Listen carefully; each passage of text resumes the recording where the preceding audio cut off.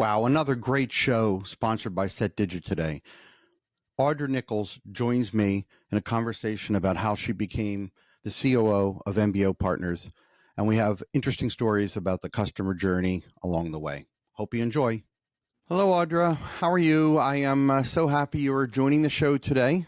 I have known and respected you for, I don't even know, 20 some years now. And I am just, I'm tickled that you agreed to speak with me today and have a fun conversation about just customer experiences, your journey to get to where you are, anything else you want to talk about. So welcome to the show. Well, thank you. I'm delighted to be here, Mike. I was thinking about personal brands this morning, and I know with what you do currently, people with their brands, with their skill sets, learning of what is their next step in life, whether they're young or middle-aged or old like me. I thought about you, and what's interesting is when I started out working for, and just for everyone's education, Audra and I have been working for Big Fours and large firms like that for seemingly forever. And when I started out with Coopers and Lybrand before they were PwC, and back then it was always about being the best employee,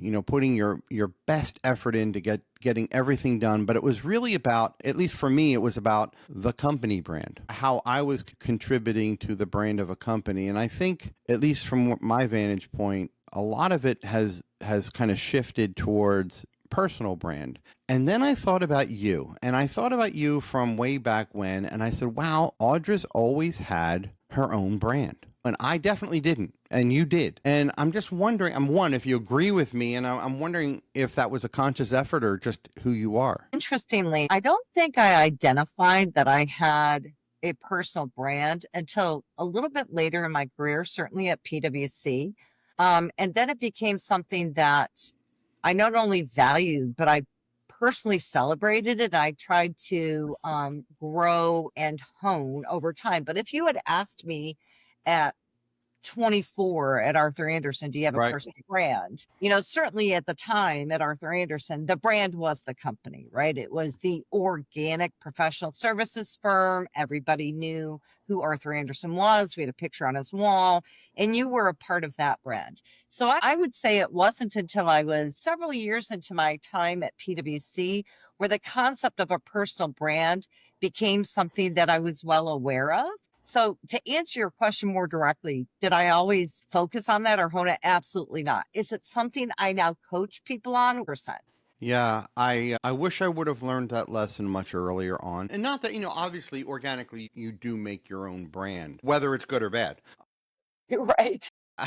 And what I think is that, at least what I see with certainly people coming up through the ranks nowadays, that they're more conscious of it. I'm not sure why that happened. I think it's a good thing. I definitely think it's a good thing when you look at resumes of individuals nowadays that are 1 year here, 2 years here, 3 years there, 2 years there, whereas it wasn't that long ago where if you didn't have 10 years at a company, people were like, what's wrong with you? Why do you keep jumping ship? And now and I think it's because of the personal brand. It's a very interesting dynamic that I hope is being taught in school, college, wherever. I assume it is, but I'm not sure. And the other thing I wish I learned earlier on is the power of networking, building relationships, and constantly staying on top of that.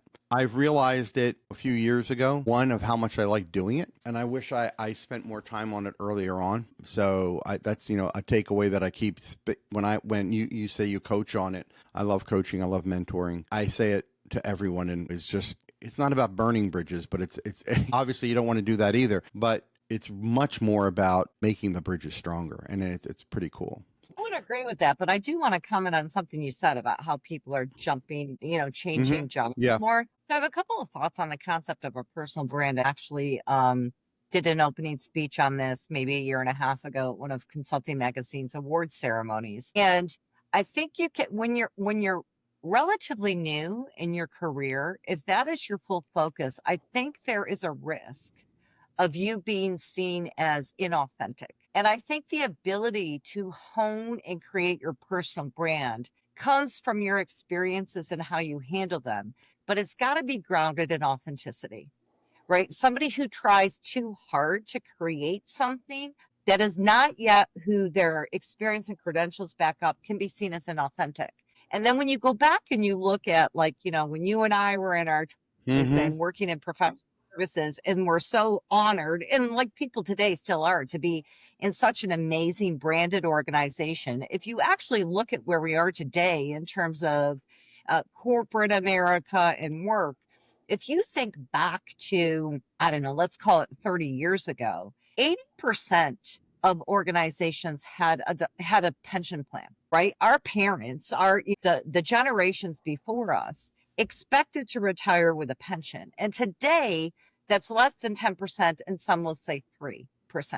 So that notion of the brand being the brand of the organization, and that's what's going to carry me, and the loyalty that often comes with that, or historically came with that is essentially gone today. So you put those two things together, and we're in a much different environment of work and then individual growth. And I think it's more unique today than common that somebody is willing to stay with an organization because they haven't seen that modeled as extensively as it was kind of in our generation when we were starting our career. Middle management. No, it's a good point. And it's funny going back. I can clearly remember when you would have a job posting, and back when you actually got resumes in paper. I can remember going through stacks and saying, this person has been to 5 jobs in the past 6 years. What's wrong with them? And your point, quite frankly, I didn't think about it, is you're right. People who are coming up through the ranks right now have not experienced that long tenure of people. And, I can clearly remember walking to the person in the corner office and asking for advice because they've been there, they've done it, they've seen it. And I think a lot of that is gone away. So could you explain or describe to individuals what your role is now and what makes Audra tick these days? That's a long, open-ended question. I'll start. So today, Mike, I'm the Chief Operating Officer of MBO Partners. And at MBO Partners, we kind of bring together large enterprises and the independent contractor, right? And we match them together both to enable the enterprise and also to help the independent contractor kind of realize their intention and vision as owners and operators of their own business. So today there's about 73 million independents in the US, which is huge, far beyond where it was, certainly before COVID. But I think we've proven since 2020 that this is a trend of people in the US today, and I'll focus just on the US, of how they want to take control and ownership over their career for a whole host of reasons. So as the Chief Operating Officer, I've been here about 3 years, but actually my entire background in professional services has really prepared me for this, right? So I've been in professional services, call it, for 25 years, the best career growth you could ever have. I mean, I honestly think just as a human, I have had the greatest experiences, the most amazing mentors, and the best opportunity as I kind of shaped my career and figured out where to go next to become who I am today and the contributions I could bring to an organization. So that's where I am today. What makes me tick? Yeah, please. There's a lot of things, but I would say really what makes me tick is working with people who want to become the best version of themselves and see it as an element of creating and contributing to an organization who's going to achieve its goals. And oftentimes, those two things don't always come together. Yeah. Right. It kind of goes back to what we said about personal brand. It's the authenticity of wanting to be a part of something that is bigger than you, that you can contribute to. At the same time, what you can get out of it as well as what you can put into it. So I love teams. I love growing and mentoring teams. And I love to make things run.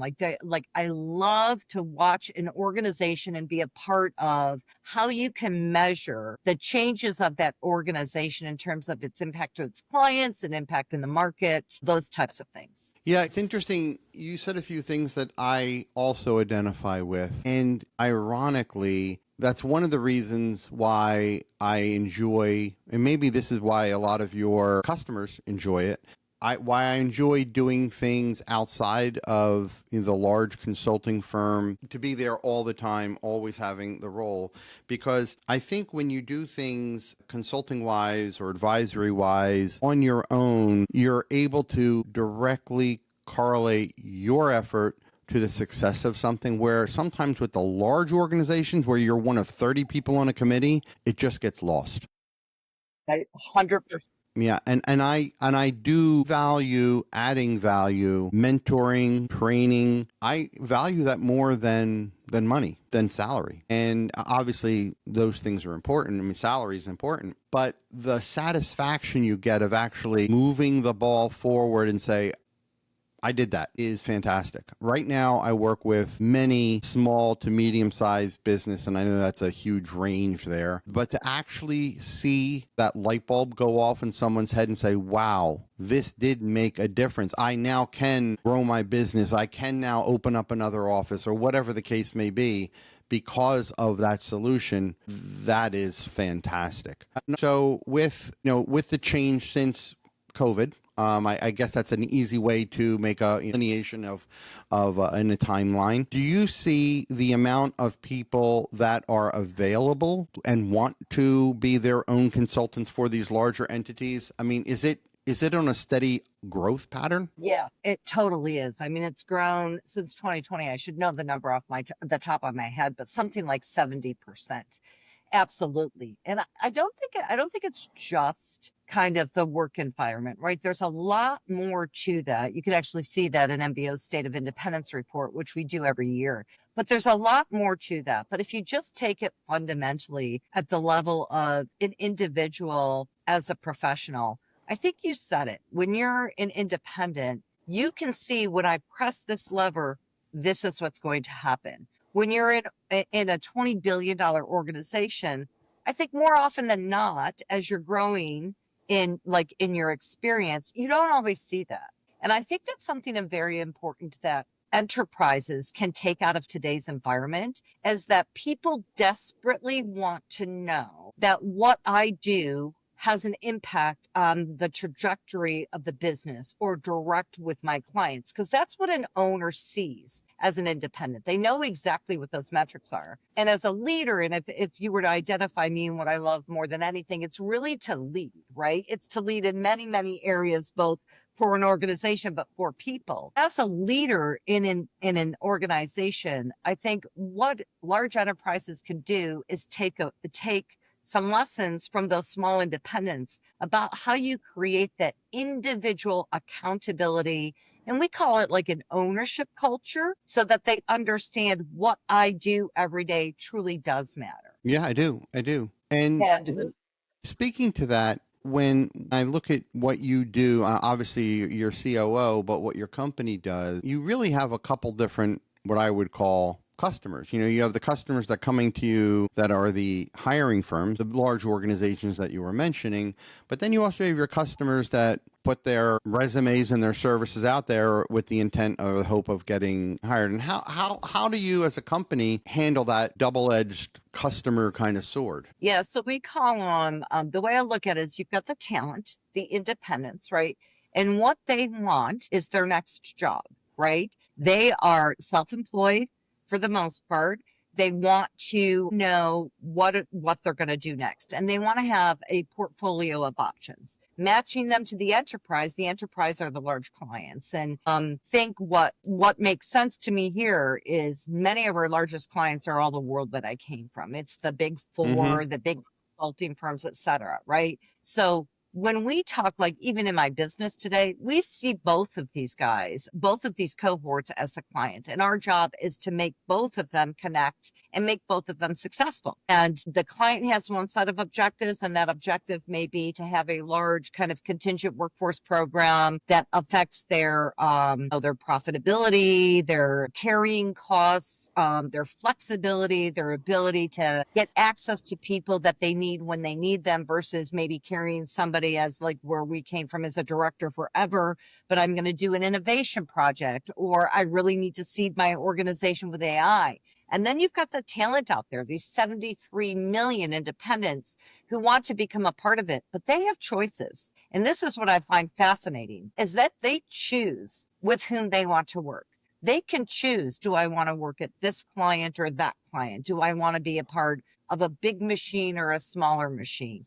And that's kind of the shift in dynamics. So the people in my organization as a COO, they see both of them all day, and it is one collective objective, right? We like to say here, happy talent, happy client. So if we've staffed a whole engagement with, let's just say we put 400 independents on a short-term engagement, if they are happy with what they're doing and they feel like they're contributing and we can enable them with that, then the client is going to be happy. So those two things are not at odds. Those two things are the collective in terms of what we look at.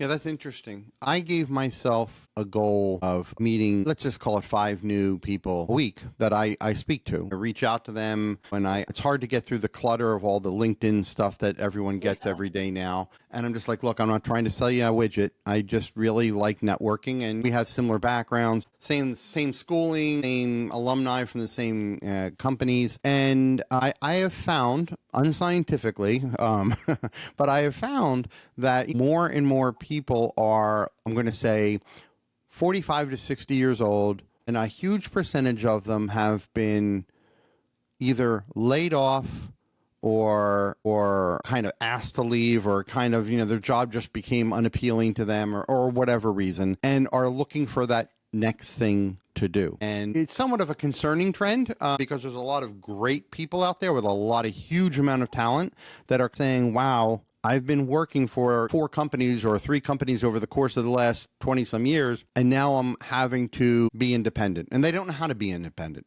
So I do think services such as your own are a huge benefit, because there's a large degree of hand-holding and exposure to opportunities that, it's not a formal job posting. It's, as you said, it's contractual. So my question is, so that's the one side. Why do you think that these large corporations also find that same format appealing? Like hiring people for a year here or there, or 6 months, or whatever the case may be? Well, I can tell you absolutely, because today, I can tell you, it's not even anecdote. I can tell you because I was in that seat. So in terms of what I do today as the Chief Operating Officer for MBO Partners, I now run the business that does that. But I have a 360-degree view, because when I was at PwC, I was what I'm going to call a power user of independence, meaning as the operations leader, I had to see what bringing in these contractors did to all elements of the business. And as a hiring leader, I brought independence in working for me on projects I had. Then when I left PwC, which we can get to in a little bit, and I went to a smaller business, the very first thing I set up was MBO as a partner on how I could bring independence to bear in consulting engagements that happened to be in the legal realm. But here's why, is because when you have independence, one, you get access to a skill set quickly that, one, can directly serve your client, or 2, can accelerate something that you need to do in your organization, but you're not carrying an FTE and all the costs that go with that. So FTEs have carrying costs. Oh, of course, yeah. If you're in a consulting business and I've got a director, and just for round numbers, let's say this is a 15, 20-year director, they're very experienced. We pay them, make up a number, $250,000 a year, right? For that director to be accretive, they have to be utilized. They have to be billable. Right. For a certain percentage of their time. Let's call that 80%. In the ebbs and flows in the market, that's not always going to happen. So you still have that carrying cost. So there are very practical and real implications to having a full talent base that is only FTEs. You can't necessarily weather the ebbs and flows of the market, unless sometimes organizations have to do this. You have to do a layoff. If you've got a certain percentage of your talent, your skills that you're bringing to your client or growing your business with, that allows you to, based on project, be a little bit more flexible with the ebbs and flows of the market. In addition, let's say I want to take AI, right? Which we talk about it almost to nauseum today, right? And everybody's got different views. So I've been doing this morning, actually. So yeah. Right? Right. If I've got AI and I don't necessarily have all my traditional staff who are really highly skilled in this, and I want an innovative project, I can bring somebody in who is highly skilled and experienced, who's had the traditional experience and now uses AI, which, by the way, independents do a lot more of because they have to. They have an order to do that.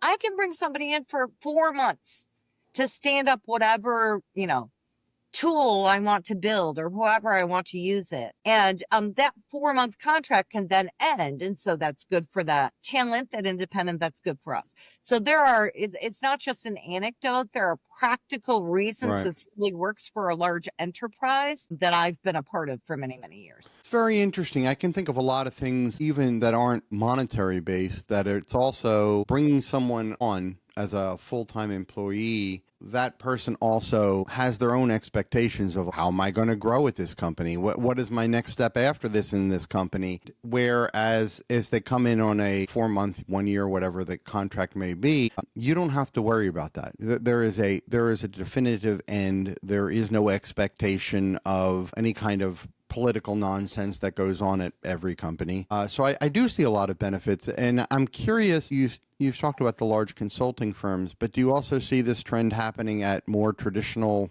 just large corporates, Fortune 100s? Yep, large businesses, small businesses, but it's not just in the consulting world. That's a large portion of our client base, but our clients are in every single industry: healthcare, tech, creative, consumer goods, all over the place.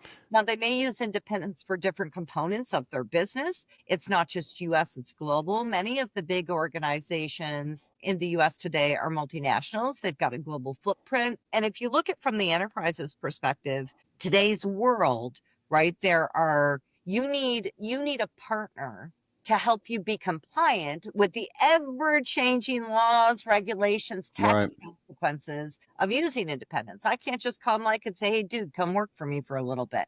There's tax consequences. It creates risk, all that type of stuff. So using a partner like MBO, like us, we keep the enterprise compliant. We also keep the talent compliant. We teach them. We'll even help them set up their LLC and their S Corp and get their insurance and get their benefits, because that's good for everybody. Right. And what about the vetting process? Do the companies expect you to say, hey, this person is who they are, or do they take that responsibility on themselves? What do you mean this person is? Well, if they say, I need somebody who has expertise in XYZ, do they expect that person has been validated to have that, or do they still put that responsibility on themselves to ensure that person is correct? It's always the client's responsibility to make sure they're getting the right skills, et cetera. But we do all of the work to qualify that. A standard background check, but we do all the education verification. We do all of that on behalf of the client. But the client ultimately makes that selection. We may bring them multiple people. Sometimes the client bring us the talent. Hey, we're going to do this engagement. We've got this many folks. We've used them before. I want you to bring on Mike and Audra, et cetera. Really? Yeah. Okay. So I'm going to ask you a question about something you said earlier. So when you left PwC, it sounds like you used your own experience from there to basically spin up your first kind of offering, at MBO. Like, you used your own experiences to build a business model that you could operate at MBO. Did I get that right? There was a step in between. I'll make this a little personal, because people ask me this all the time, because I really did. I started at Arthur Andersen. I spent the majority of 20 years at PwC, and it was my home. And honestly, it still is my home. It is the most amazing place in the world, and nobody had a better career than me. And then when I left, people are like, what? Like, to your point of the personal brand, like, why would you leave? You have everything. And I did. But I got to a point in my life, we talked about this a little bit earlier, that as you grow in age and have more experience, right? I got to a point in my life that said, I am so good. I am a person of influence. Am I too comfortable? Before it's too late, should I take a risk? I am not naturally, Mike, a natural risk taker.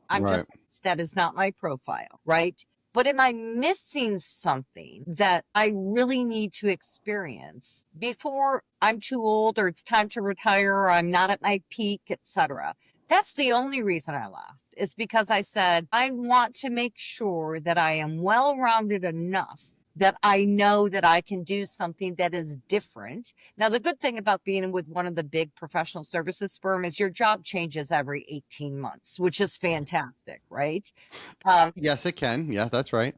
Add something. I did global, I did US, I did everything. And I said, maybe I need to take these experiences to a smaller business because I've always been in big business and I'm comfortable. And frankly, I love it. I love the mess of a big business. I love the mess of the politics. I love being a student of that. But I think I should try something else while I'm in my prime before I lose that opportunity. So I went to a small consulting company in legal services. I knew nothing about legal. I learned more in that 1 year, and then I came to MBO. I learned more in that 1 year about myself and about the transferability of my experiences in an environment that I'm not an expert in than I think I've learned ever. Yeah. Excuse me, because I went to a legal consulting firm and I was able to say, I wonder if we should push this lever. Maybe we should try this. Let's manage to data. Let's build dashboards. And in a small business, your ability to affect change, much like what we've talked about as independence and as an owner in that business, can happen really quickly. Right. You're not moving the Titanic. You can turn things on a dime. I was there 1 year before I came to MBO, and I decided to come to MBO just because I brought in MBO there. And Miles, the CEO, and I were having a conversation because I said, okay, now I've been a power user. I've been your primary client. I've got some opportunities for you to kind of enhance, grow your services at MBO. And it eventually said, well, why don't you just come do that with me? So that's what I decided to do. That wasn't necessarily planned, but it was fantastic. But you have a different level of ability as an owner in a smaller or mid-sized business, certainly than you do in a large business, to press a lever and very quickly see the impact of that. Yeah, there's a large part of that is why I left the big business world, is that I found myself spending so much time talking about, I'll use the word defending, but defending a thought process instead of actually doing it to make a difference. And it became hugely frustrated. And I understand large companies have a lot more at risk, and there's a lot more people that are impacted. But to your point, I can even think of an email I wrote this morning where I'm talking about making some changes at a client of mine that will turn the ship 90 degrees, and it's done via one email, and we're off to the races. So that part's exciting. Obviously there are scary days, but that part's very exciting. I know I've been a CRM person for a long time now, and I know you guys use, I believe, Salesforce. Yes. And I'm wondering, are systems, Salesforce or other systems, are there key technology things that you think are being utilized to the level that they could be? Like, I mean, I know obviously you have a website with a portal that's matching all these people up, and I have no idea how you're doing any of those things. But how integral are they to what you do? I don't think you can be any business where systems aren't integral to what you do, but they all play different roles. So I just had a conversation with somebody about this the other day. I actually think it was maybe in an article I was being interviewed about, but I learned, I'm going to think about what year this was. It was probably 2008. It was one of my partners at PwC who said a phrase that I still use to this day. And I actually think as a chief operating officer or a leader in any business, it's more meaningful to me today than it was then. And it's that a fool with a tool is still a fool. I actually have a t-shirt that says this, that my team here had made for me for my great line. But a fool with a tool is still a fool. Technology cannot solve broken processes. It cannot. Sometimes it is an accelerator for you to address your processes. But if you think any technology, whether what we do at MBO Partners, where we're matching people and then onboarding people and enabling an enterprise and that kind of stuff, if you think that tool is going to fix your processes, it will only make it worse. So yes, do I believe you need systems for everything you do? Absolutely. Salesforce as an example. We use Salesforce here. I think it is a critical enabler, me as the COO, for metrics. What does your pipeline look like? How long are things taking? What are my dashboards? I look at it every single day. I've got a tool internally we use for all of our workflow management. We happen to use Zendesk. But if you do not have the right mindset and the leadership to be intentional about how your processes are shaped and evolve, always with the client at the heart of it, it's just going to make matters worse, not better. Audra, it's funny because you mentioned 2008, and my first experience with something that almost directly parallels with what you just said, I think it'll solidify what you just said, is a client of mine. It was actually with Salesforce, and they spent a lot of money. If I remember right, it was a few $1 million for each year. And they honestly had no idea what they purchased. They bought it because they were keeping up with the Joneses down the street, and their competition had it, so they had to have it. And they spent all this money, and this particular leader was in the morning, I was getting coffee. He yelled down the hall to me. He's like, "Hudlow." And he said, "They're not effing high-fiving me in the hallway." And I'm like, "What?" He's like, "They're not effing high-fiving me." But he didn't say the F, and he actually said it. And he's literally 100 feet away from me, so like everybody heard it. And I'm like, "What are you talking about?" And he's like, "Well, the system went online at midnight the night before, and in his mind, and he was serious, things are the same." And I'm like, it's 9 o'clock in the morning. What did you expect was going to happen? And it was his expectation that the fact of buying a tool changed everything. And probably the same week, another leader from the same company came up to me and said, basically everything's broken. And he said, "Well, what's the process for doing whatever he wanted done?" And I go, "I don't know. What is your process? This is not the Wizard of Oz behind the curtain.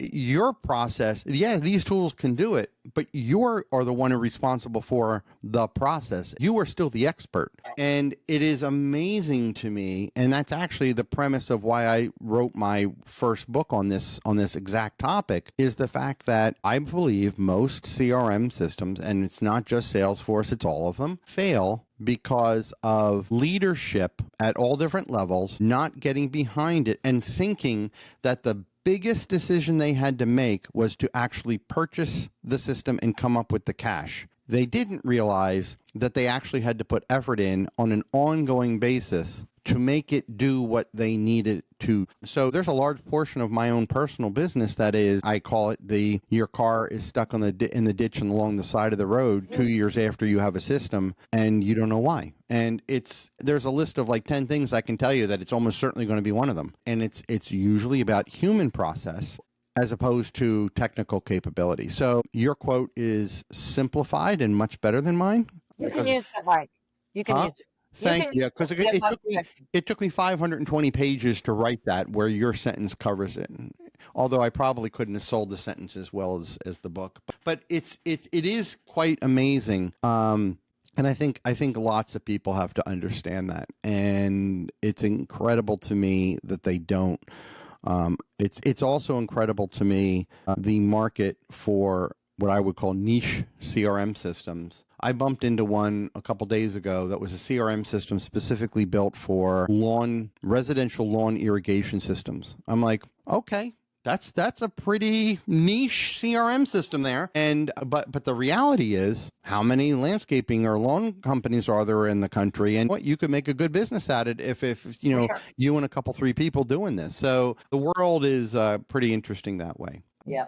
So I have a question. So when you started your current role, what do you think was the biggest surprise? Like, what was the challenge that you thought surprised you and said, "Wow, we're going to have to spend time on this. I didn't expect that." I don't know if it was a surprise. I would say it's, I'm going to answer it differently. This is at MBO Partners, it's, there's a lot of transactions that need to take place, which is much different than a consulting business. So I would say probably one of the greatest surprises or realizations is, and that was so meaningful to me, is the people that I work with, the people on my team are amazingly client focused, but they're not necessarily sitting in front of the client every day. The second thing that I can say is that a small business is so different. A smaller business is so different than a $50 billion business, that you've got great opportunity to affect change faster and the willingness of people to do it, right? So you would think that in a smaller business where people may have been doing this for 20 years, the resistance of, yeah, but this is the way we've always done it would be great. And it actually is not. I think one of our greatest opportunities was how we use data, because we've got lots of data, how we use data and my ability to influence how we shape the use of data, to see the trends and better serve our clients or impact the operational cadence of the business. That's one of the most fun things to me. But I wouldn't say there were surprises. I would actually say actual blessings for me of my ability to learn from people in an industry that I had not been in. I say all the time, people may disagree with me, certainly being here. The consulting industry is the easiest industry in the world, right? I really only have to measure one thing. That's a billable hour. That's very easy. When you're in a different industry, it's not that easy. So it's very easy to have the metrics in a Yeah, consulting. you're not selling widgets. Yeah, right. Yeah. Very, very easy. So we have a combination of very high-end service and then kind of products behind that that are enabling but need to fit together across an entire life cycle of bringing a talent and an enterprise together, right? So it's a little bit more complex just from a service and technology perspective than I probably anticipated. But I would say a ton of fun. And when you bring a small group of folks together who've done it one way and you show them like the art of the possible, hey guys, what have you learned? And what do you think the biggest pain point is of this client or of this cohort of talent? And they can easily and immediately identify it. And then you've got the opportunity to say, okay, let's state our problem statement. We do everything here based on what is the problem statement definition. And then we go through and we assess that. We identify issues, options, and impact to solve that. And then we just execute on that. And one of the things that I think is fascinating is to your question about technology, Mike, is that no, technology is not always the answer. It absolutely is not. Sometimes, and this isn't nearly as sexy, but we use AI here. We do a lot of automation. I've got an amazing engineering team, but sometimes it just doesn't make sense to throw technology at something when a manual process for a period of time to actually determine where your risk points are, or quality points, is really what you should be doing. Makes a lot more sense than let me use my very precious engineering team to develop an automation or a technology solution that is really kind of like a commodity issue. That's just the nature of the value chain. And so just crank that bad boy out and use your expertise in engineering for something that is far more accretive to the client experience than automating something that, yeah, may be a pain in the neck, but that's why they call it work. Yeah. So I know we're getting short on time, and I was wondering where do you think this whole industry is going? Your industry is going. Do you see big changes coming or more adoption? What are your thoughts on that? I would say that if you just look at the independents and the growth rate of the independents, and one thing you may not know is when I first thought about the independents or even like the gig worker, which is slightly different, right? I pictured like a dude in a van with his laptop, right? It's much more pervasive than that. In fact, the largest growing percentage of independents is the millennials today. You would think it's us old folks. It's actually not. Ours That was going to be my next question. So, yep, there you go. Growing up. So it's definitely not that. I think what is important in this industry is the value of service, both sides of that equation, the talent and the client, and the consultative nature of a business like mine and truly wanting to work with a client to transform their business model. It's not commodity. It's not implementing a technology or a program and then just letting us serve you. And I see more and more, even in the 3 years that I've been here, the desire from a problem statement perspective of the enterprise to want us to use our expertise to consult with them on how you take this component of talent and the future of work and integrate it into their operating model so they see real change no matter how big their business is, right? I think it's wildly important. Yeah, I was going to ask the question about the age of the talent. I would have expected 3 years ago it was the 45 and above, and it doesn't surprise me that now it's maybe the 35 and above. And that doesn't surprise me. And I think there's a huge trend about people doing what I guess you'd call side business and very transactional work. And, even the online services that are like the infamous like Upworks and things like that, that are very, very strategic, and it's becoming larger. And I think it parallels very much like what we were saying about where people are spending a much shorter time at different companies, and going back to our original statements about building your own personal brand. It's certainly changed a lot over the years that you and I have been around. Yeah. I guess in closing, I was going to say, one, I want to make sure people know how to get a hold of you. And secondly, is there anything that surprises you right now with regards to what you're doing or to the services that your company provides? Any trends that you didn't expect? I would say that what's really important right now, if you look at what's happening with the large enterprises, some of the kind of unpredictability in the market, is that as enterprises slow their growth, their willingness to invest, that certainly affects our business as well, right? I mean, 10 years ago, or maybe 5 years ago, you would not have predicted layoffs in many of these large organizations. Right. And you can't read any element of the news today where businesses that, as a layman, are thriving are deciding to cut some costs or lay off or not do as much investment. That certainly affects our industry and our business. But I will say to you, it's not always all bad. Sometimes it's good. Right. So if I've had to for my business, if I've had to make a decision around my carrying costs, that may force me into the world of recognizing that, hey, I think maybe I've overlooked the importance of independence in my business. Well, your service itself might help them to that decision in a good way. They know that is out there, and that's an option that wasn't there 10 years ago. Right. Right. Or they didn't know how to take advantage of that. So I think the market today tends to be a little bit more volatile than what any industry wants, so they can predict their growth. But I also find that clients and companies are more willing to talk with us on how can this affect my operating model. And it's not nearly as transactional as like just a staffing firm would be, because it's much more transformational. And that makes me happy, right? Because at my core, I'm a transformational leader, whether it was internally for professional services, for my clients, whatever it was. I love to make change and to drive that. Even like when you said about like putting in Salesforce, it means nothing because a fool with a tool is still a fool. It doesn't. What means something I agree. is how you adopt it, right?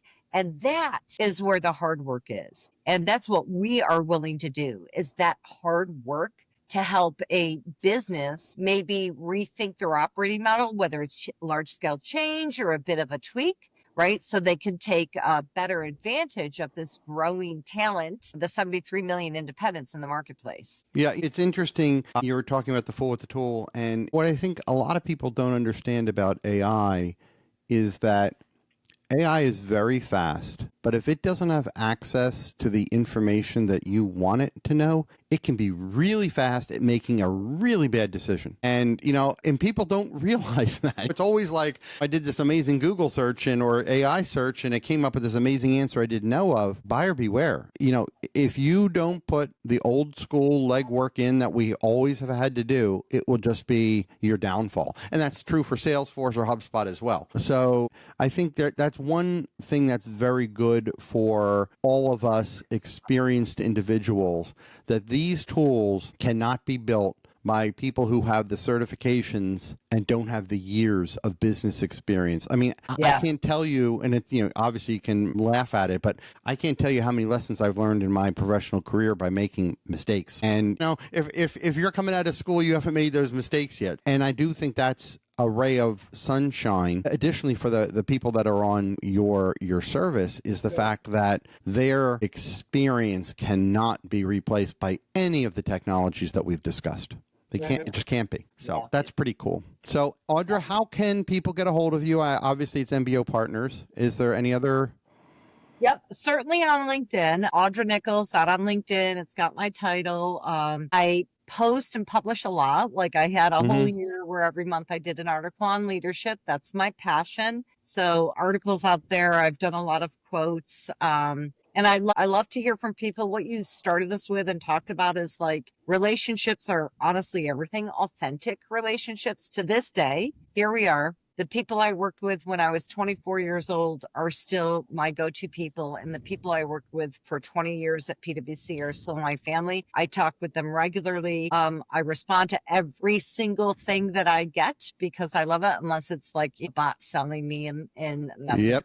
No, I'm not going to do that. But so always on LinkedIn, and I typically will post something that I love to hear from people on. But my network out there is really one of my greatest motivators. Any public speaking events coming up for you or anything like that? I don't have any public speaking events coming up. I'm going to say in the next 2 months. How's that? Yeah, my next one's in August in Denver. I'm speaking at, actually it's a Salesforce event, but I purposely go off the beaten path at those events. I'm going to use your quote because what it really is the fact that the best technical solution will still fail if you have not done some block and tackling of the non-technical things. And a lot of what we were talking about today are those things. I'm looking forward to the public speaking circuit. I'm trying to get myself involved in a few more this summer. And I'm sure you are fantastic at your... Well, thank you so much for your time, Audra. It's always a pleasure. And and just so everyone was wondering about authentic relationships, Audra now is at her home office, I presume. I am at my home office. But one day, long time ago, you and I used to sit next to each other in cubes. Yeah. And it's a lifetime ago, but I can remember it clearly. So keep up all good relationships. And thank you so much for your time, Audra. Thanks, Mike. Wonderful to talk with you. Yep, absolutely. Take care.